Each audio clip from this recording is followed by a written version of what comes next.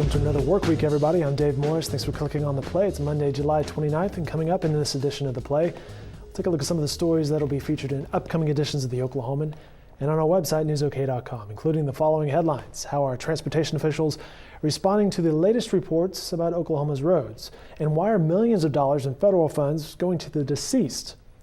I can't wait to hear that one myself. But first, a joint human trafficking operation between the FBI and the Oklahoma City Police Department. And joining us now, the Oklahoma's Nick Tragakis. Nick, thanks for your time today. Sure. And this joint human trafficking operation was over the weekend and even into the previous week. Yeah, it's been about a week-long project with the FBI in collaboration with police forces in 76 different cities across the country. And what they were trying to do was crack down on underage prostitution. And they had a lot of success. They released some final figures from their sting operation today. Nationwide, 105 juveniles were recovered or rescued, if you will, from the sex trade. 3 of them right here in Oklahoma City. 60 arrests were made here in Oklahoma City and several hundred arrests across the country.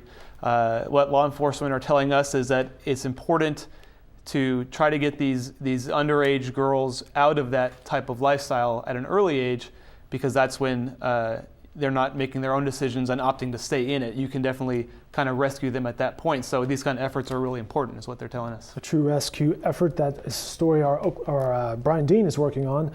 Another story we're working on is this national report on Oklahoma roads, and what have we learned?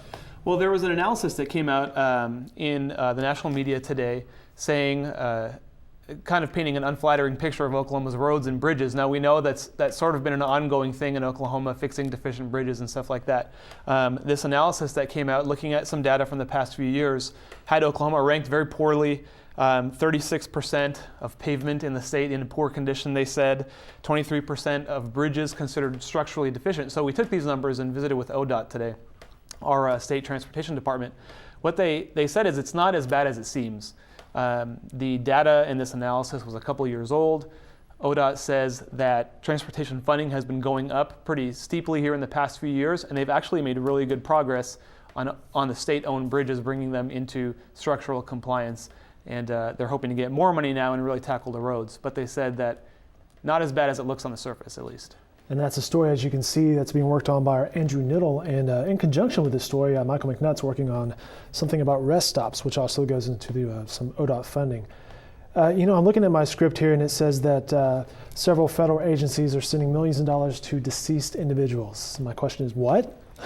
Yeah, that's the same question we asked when we first learned about this story. The problem really centers around the U.S. Department of Agriculture. And it's a good news, bad news thing for them. The bad news is that in 2007, a study came out, and it showed that over a course of several years, they had paid out almost $1 billion in benefits to deceased, mostly farmers. They are set to receive automatic payments, and when they were dying, the payments just continued. In some cases, the payments were okay because they were going to family who were qualified to receive those payments, but in some cases they weren't. A new study by the Government Accountability Office is out, and it says that while there has been improvement, there's a couple agencies within the Agriculture Department that are still making these payments to deceased people. The problem, according to the study, is that they just don't have the checks and balances in their computer systems to identify when they should stop paying someone. It's so automated, and there's no filter there that tells them to stop. So maybe another case of government waste kind of run amok there. Wow, very interesting. All right, Nick, thanks for your time today. Sure. Those stories and more can be found in upcoming editions of the Oklahoman and on our website at newsok.com. Have a great night, everybody.